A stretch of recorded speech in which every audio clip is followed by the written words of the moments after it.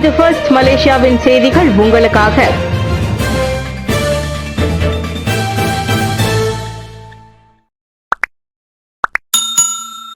யாருக்கு முதலில் உதவுவது என்று திக்குமுக்காட செய்த சத்தம். பல்வேறு திசைகளில் இருந்து உதவிக்காக கத்திய சத்தம் யாருக்கு முதலில் உதவுவது என்று திக்குமுக்காட செய்தது. மே 13ஆம் தேதி ஜாலான் சிகோஸ் சுங்கை லம்பாமில் நிகழ்ந்த விபத்தில் FRU எனப்படும் சேமப்படையை சேர்ந்த 9 உறுப்பினர்களை பலிகொண்ட சம்பவம் குறித்து அவ்வாறு கருத்துரைத்த இரண்டாவது மூத்த தீயணைப்பு அதிகாரி முகமது ஃபஸ்லி ஷேரல். தெலுங்குந்தான் தீயணைப்பு மற்றும் மீட்பு நிலையத்தில் பணிபுரியும் அவர் FRU லாரியின் முன்பக்கத்தில் சிக்கி படுகாயம் அடைந்த 3 உறுப்பினர்களை கண்டவுடன் அந்த உணர்வு உடனடியாக மறைந்ததாக கூறினார். அந்த நேரத்தில் பாதிக்கப்பட்ட மூவரையும் வெளியே கொண்டு வந்து சுகாதார அமைச்சின் தரப்பிடம் விரைவில் சிகிச்சை பெறுவதை உறுதி செய்வதாகவே இருந்ததாகவும் அவர் குறிப்பிட்டார். தெலுங்குந்தான் தீயணைப்பு நிலையத்தை சேர்ந்த 12 உறுப்பினர்களுடன் பாதிக்கப்பட்ட அனைவரையும் சுமார் 40 நிமிடங்களில் மீட்டதாகவும் அவர் கூறினார். சேமப்படை உறுப்பினர் விபத்து விவகாரம் குற்றத்தை மறுத்த லாரி ஓட்டுநர். கடந்த வாரம் ஆபத்தான முறையில் வாகனத்தை செலுத்தி FRU எனப்படும் சேமப்படையின் உறுப்பினர்கள் 9 பேருக்கு மரணம் விளைவித்த குற்றச்சாட்டை லாரி ஓட்டுநர் ஒருவர் நேற்று தெலுங்குந்தான் மேஜிஸ்ட்ரேட் நீதிமன்றத்தில் மறுத்தார். நீதிபதி நோர்ஹமீசா ஹைஃபுதீன் முன்னிலையில் அக்குற்றச்சாட்டு வாசிக்கப்பட்ட பின்னர் குற்றம் சாட்டப்பட்ட 45 வயதான ருடி ஜுல்கைனின் மாற்றாடி அதனை மறுத்து விசாரணை கோரினார். மே 13ஆம் தேதி காலை மணி 9:05க்கு ஜாலான் சுங்கை மாணிக்கின் 15வது கிலோமீட்டரில் ஆபத்தான முறையில் வாகனத்தை செலுத்தி சார்ஜன் S பெருமாள் என்பவருக்கு மரணம் விளைவித்ததாக லாரி ஓட்டுநரான ருடி மீது முதல் குற்றச்சாட்டு சுமத்தப்பட்டது. மேலும் அதே குற்றத்தை புரிந்து 46 வயதான சார்ஜன் முகமது ரொஸ்லான் அப்துல் ரஹீம் மற்றும் அனைவரது மரணத்திற்கு மரணம் விளைவித்ததற்காக அவர் மீது 2 முதல் 9 குற்றச்சாட்டுகள் சுமத்தப்பட்டன. ஆபத்தை ஏற்படுத்தும் வகையில் வாகனத்தை செலுத்தி மரணம் விளைவித்ததற்காக 1987ஆம் ஆண்டு போக்குவரத்து சட்டம் செக்ஷன் 41(1) கீழ் இவ்வழக்கு விசாரிக்கப்படுகின்றது. கார்பந்து ஆதரவாளர்கள் குழுவின் மீது கார் மோதியதில் 13 பேர் காயம். கார் ஒன்று கட்டுப்பாட்டை இழந்து அரங்கத்தின் வளாகத்தில் விபத்துக்குள்ளானதில் 13 கார்பந்தாட்ட ரசிகர்கள் காயத்திற்கு ஆளாகினர்.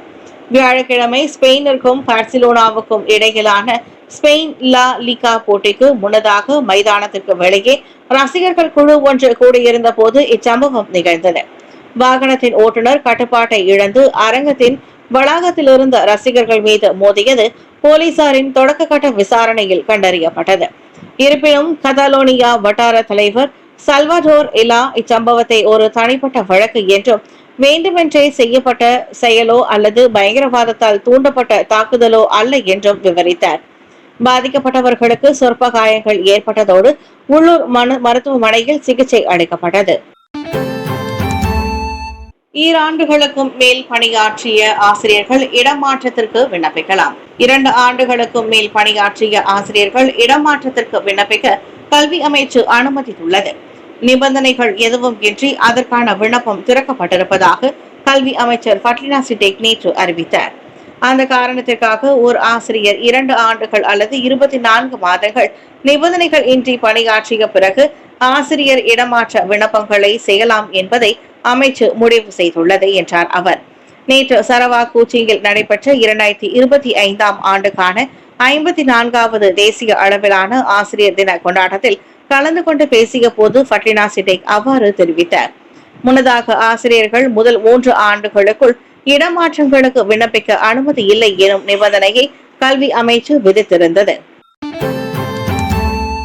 வர்த்தகம் மற்றும் பொருளாதார பிரச்சனைகள் குறித்து விவாதிக்க மலேசியா தயார். தஜிகிஸ்தான் குடியரசு ஆராயப்படுவதற்கு மிகப்பெரிய வாய்ப்பை கொண்டுள்ளதோடு இஸ்லாமிய வங்கி அறிமுகம் மற்றும் கசானில் ஹலால் தொழில்துறை மேம்பாடு போன்ற வர்த்தக மற்றும் பொருளாதார பிரச்சனைகள் குறித்து விவாதிக்க மலேசியா தயாராக உள்ளதாக பிரதமர் ஸ்ரீ அன்வார் இப்ராஹிம் தெரிவித்தார்.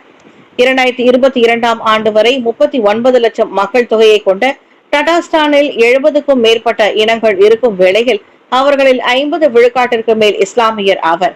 இரு நாடுகளுக்கும் இடையில் ஒத்துழைப்பை மேற்கொள்ளவும் உறவை வலுப்படுத்தவும் மலேசியா தயாராக உள்ளதாக டாக்டர் ஸ்ரீ அன்வார் தெரிவித்தார். டாடா ஸ்டானிற்கு மிகப்பெரிய வாய்ப்பு உள்ளதாக நம்பிக்கை தெரிவித்த அன்வார் பல்வேறு பரிந்துரைகள் முன்வைக்கப்பட்டதாகவும் குறிப்பிட்டார். கசான் கிரெமிலானில் வியாழக்கிழமை பிரதமர் டாடா ஸ்டான் தலைவர் ருஸ்தம் மினிகனோவை சந்தித்தார். ஈவுட் கிலோபாங் தமிழ் பள்ளிகளில் ஆசிரியர்கள் தின கொண்டாட்டம். நாட்டின் 530வது தமிழ் பள்ளியாக பிரதமர் ஸ்ரீ அன்வார் இப்ராஹிமால் திறப்பு விழா கண்ட சுங்கைசிப்பூட் ஈவுட் தமிழ் பள்ளியின் 2வது ஆண்டாக ஆசிரியர் தினம் விமர்சையாக கொண்டாடப்பட்டது.